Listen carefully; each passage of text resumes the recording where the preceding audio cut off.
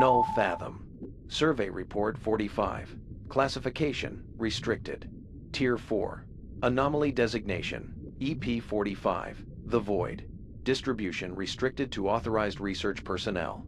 EP-45, the Void, is a localized spatial and biological sublimation zone located at the base of the Challenger Deep, Mariana Trench Grid 7.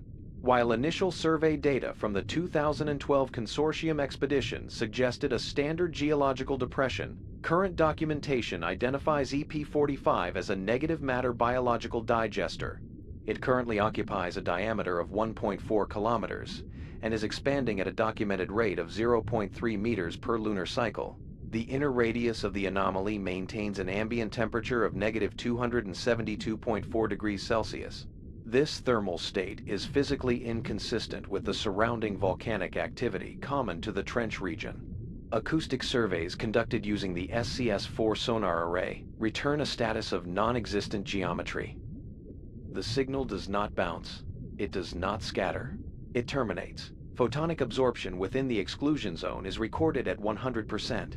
No artificial light source, including the high-output DL4 array, can penetrate more than 2 meters beyond the event horizon of the designated survey area. EP-45 is not an empty space. It is a transition point. Matter entering the zone is not destroyed in a traditional chemical or physical sense. It is sublimated. The central dread of EP-45, the Void, is its operational mechanism regarding biological matter. It does not erase the physical body. It converts the physical form into void matter while leaving the nervous system intact and anchored to the initial point of contact. This transition is permanent. The subject's consciousness remains tethered to the seabed at the transition point, subjected to the extreme pressure of the Challenger Deep without the relief provided by biological failure. To enter EP-45 is to experience the conversion of your lungs into non-corporeal space, while your brain continues to process the weight of the water column. The anomaly does not offer death. It offers the permanence of geography. The primary biological effect of EP-45, the Void, is a process designated as the peel. Biological organisms that approach within a 50-meter radius of the event horizon begin to experience progressive dermal translucency. This is not a chemical reaction or a result of light refraction. It is the documented beginning of the sublimation process. The skin loses all pigmentation and opacity, becoming perfectly clear. Within 30 minutes of exposure, the muscular and skeletal structures of survey personnel become visible to the naked eye. Internal organs can be observed in real time as they continue to function. This translucency is the first stage of negative matter mapping. As the skin becomes non-reflective, the underlying tissue begins to transition into a state that no longer interacts with the visible light spectrum. Personnel who have undergone the initial stages of the peel do not report pain. They report a sensation of thinning or unfolding. This process is irreversible once more than 10% of the body surface area has reached 80% translucency. Monitoring your forearms and your dive partner's facial features is a mandatory safety requirement for all Grid 7 deployments. If the skin becomes clear enough to view the underlying carotid artery, the operative is classified as a compromised asset. The institution does not recognize these individuals as viable research personnel beyond this point. They are transitionary data points. The peel ensures that by the time an operative makes physical contact with the event horizon, their external barrier has already been prepared for total sublimation. The anomaly does not wait for entry. It begins the process of claiming mass the moment the 50-meter radius is breached. Failure to maintain the perimeter results in a Form XP9 filing and immediate decommissioning. EP-45, the Void, does not move through the water column. It claims it. When water enters the 4-kilometer diameter of the zone, it is not displaced. Instead, the water is converted into a high-density, non-reflective gel. This substance maintains the shape and flow of the surrounding currents, but it possesses no measurable mass on standard gravitational sensors. This conversion creates a static environment within the Void that is immune to the external pressures of the Mariana Trench, yet it transmits the sensation of that pressure directly to any nervous system anchored within it. This gel-like state is what prevents the trench floor from collapsing into the anomaly. It acts as a structural plug. Standard issue ROV-12C units have attempted to sample this gel using the SC3 sampling system, but the systems consistently fail upon contact. The gel does not respond to mechanical force. It accepts the probe and sublimates it. Any equipment that enters this high-density zone ceases to function as a physical object and becomes a conceptual one, existing only as a data point for the institution's automated documentation system. The total photonic absorption of the gel makes visual navigation impossible. Divers and ROV operators must rely entirely on the AT6 acoustic transceivers, though even these signals are distorted by the transition. The gel is effectively a biological and mechanical digestive fluid. It prepares matter for the final shift into negative geometry. This is why the 100% photonic absorption is critical to the anomaly's function. It prevents the observer from seeing the exact moment the transition from water to gel and from flesh to void occurs. It is a blind spot in reality that the institution has cataloged for logistical use. The most significant behavioral pattern of EP-45, the void, is consciousness anchoring, colloquially referred to by station crews as the linger. While the physical body of a victim is sublimated into void matter, the electrical signals of the brain are preserved. These signals are not dissipated by the ocean or absorbed by the surrounding geology.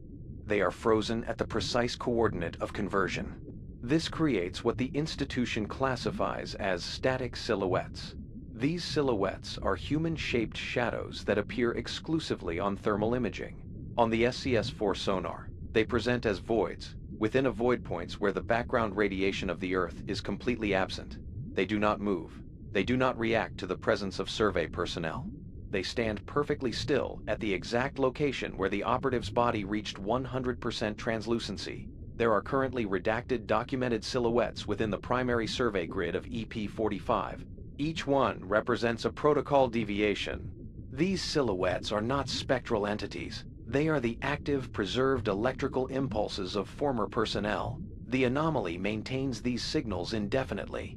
It is documented that the nervous system of an anchored asset continues to fire in patterns consistent with extreme sensory input. The institution has determined that these silhouettes are experiencing the precise moment of their own deletion on a continuous loop. They are the permanent residents of Grid 7, serving as biological anchors for the negative matter state of the trench floor. The linger is the price of geographic stability. The institution's presence at Grid 7 is not for the purpose of containment or scientific discovery. EP-45, the void, serves a critical operational function for the stability of the global consortium's deep-sea infrastructure. The anomaly is utilized as a system purge. It has been documented that feeding high-density biological mass into the event horizon of EP-45 directly stabilizes local tectonic shifts in the Mariana grid. The void functions as a biological trash compactor for the planet's crust. When the anomaly digests biological matter, it releases a secondary resonance that reinforces the surrounding tectonic plates. This resonance, documented at 34 Hz, prevents catastrophic seismic events that would otherwise compromise the institution's primary extraction sites.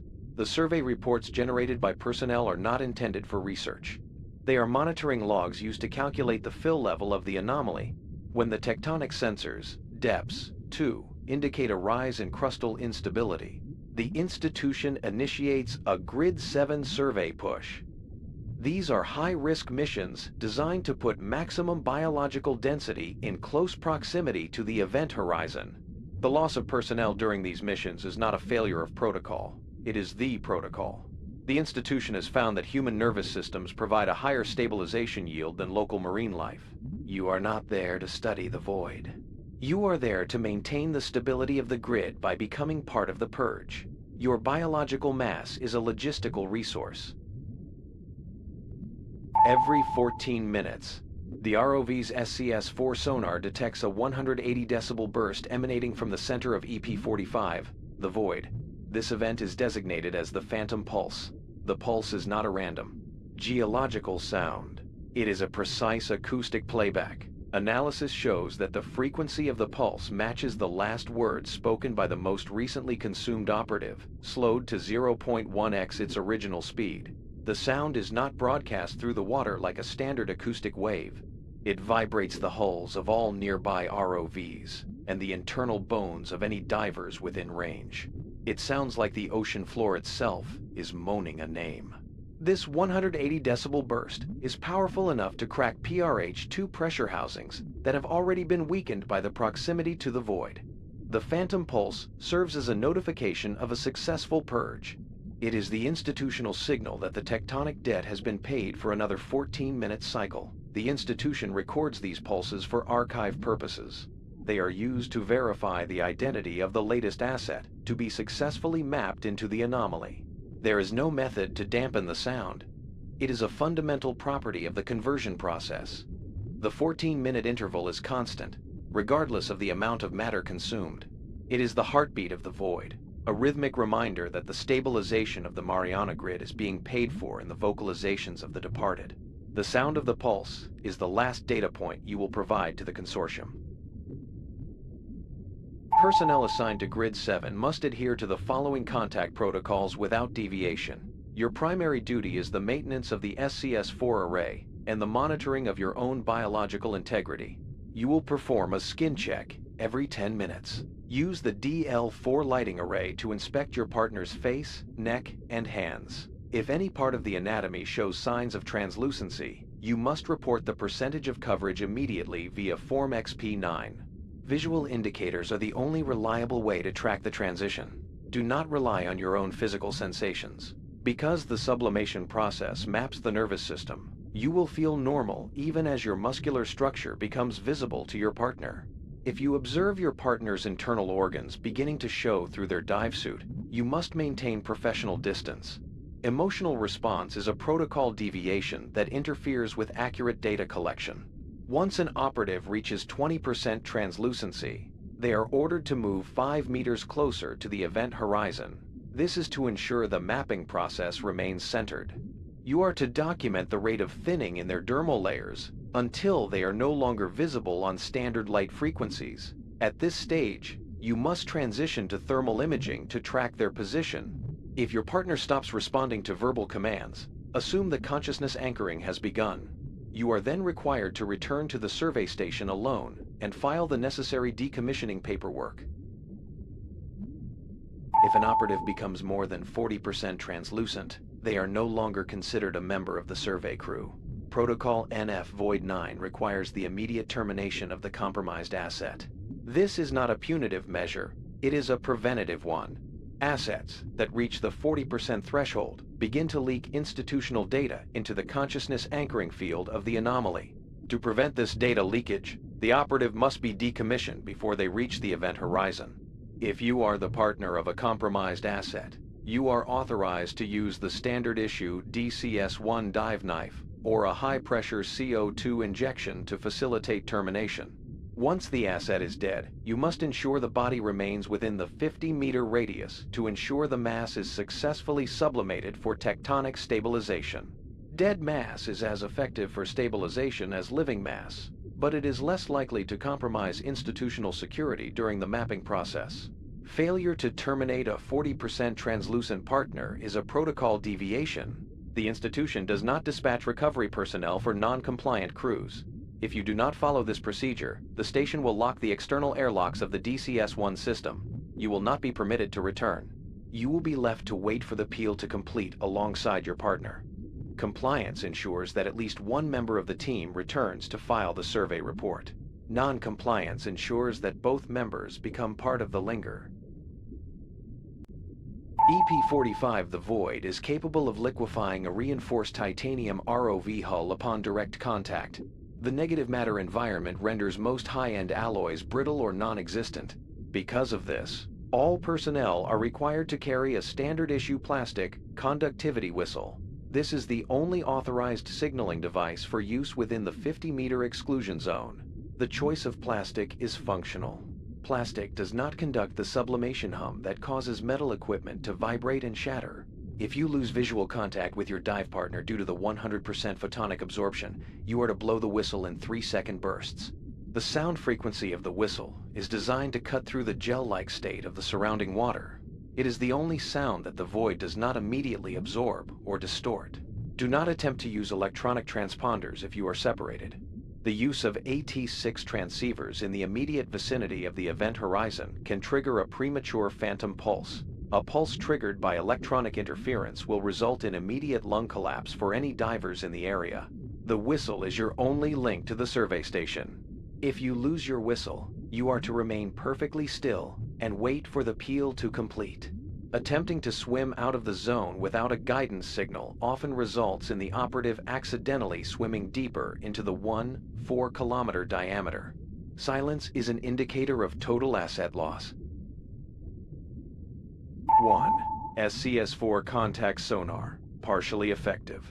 The SCS-4 is the only array capable of mapping the edge of EP-45, the void. However, proximity to the negative matter zone causes feedback loops in the receiver. These loops manifest as high-pitched frequencies that sound like human screaming. If you hear these screams through your headset, do not adjust the volume. The screams are a logistical indicator of the void's density. They are the sound of the equipment failing to process non-existent geometry. 2. PRH-2, pressure housing, ineffective. Standard issue PRH-2 housings are designed to withstand the pressure of the Challenger Deep. However, against EP-45, the housing does not crack or implode. It ceases to be. The titanium molecules are sublimated, leaving internal electronic components or the diver's internal organs exposed to the vacuum of the negative matter zone. There is no warning before a PRH-2 failure. All personnel are encouraged to treat the housing as a temporary barrier. 3. LS-9, lead-weighted shroud, effective. The LS-9 is a heavy, lead-lined containment bag used for the disposal of compromised assets into the center of EP-45. Once an operative has been terminated, the body is placed in the LS-9. The 450 kilograms weight ensures that the biological mass sinks rapidly into the event horizon, maximizing the tectonic stabilization effect. If the lead shroud fails to deploy, you are instructed to use your own body weight to guide the asset into the zone. The institution values the stability of the grid over the recovery of individual survey personnel. Operative, Elias Thorne, 88 Beta. Incident Report, number NF9922. Void, Survey Grid, Challenger, Deep Grid 7. Classification, Deceased, Anchored. Senior Surveyor Elias Thorne was a veteran of the Mariana Survey Consortium with over 12 years of deep-sea experience. During a routine recovery of ROV-12C, the unit's tether snagged on a void fringe, a pocket of negative matter that had drifted from the primary one. 4-kilometer zone. Instead of following Protocol NF, Void 1, and cutting the line, Thorne attempted a manual disentanglement. Records indicate his right hand entered the 0.0% luminosity zone. Thorne did not report pain. He began a continuous verbal transmission describing total sensory feedback of the entire trench floor simultaneously. His mistake was classified as tactile curiosity. After his glove was compromised and his hand began to sublimate, he refused extraction. He claimed he could see through the eyes of every operative previously lost to EP-45. Over the next 6 hours, Thorne's body turned translucent, starting from the fingertips and moving toward the torso. His internal organs were mapped into the anomaly while he was conscious and speaking. The institution logged the loss as equipment mismanagement. As Thorne's lungs became non-corporeal, his voice became a series of wet, rhythmic clicks that matched the frequency of the Mariana Grid's tectonic plates. His final transmission was, "It's not empty, it's full of us." Thorne is currently recorded as static silhouette number, redacted. Every 14 minutes, the phantom pulse of Grid 7 plays back his final words at 0.1x speed, vibrating the seabed with the sound of his name. His nervous system continues to provide 34 Hz of tectonic stability to the survey zone. Pause. Null Fathom. End of survey report. Compliance is survival.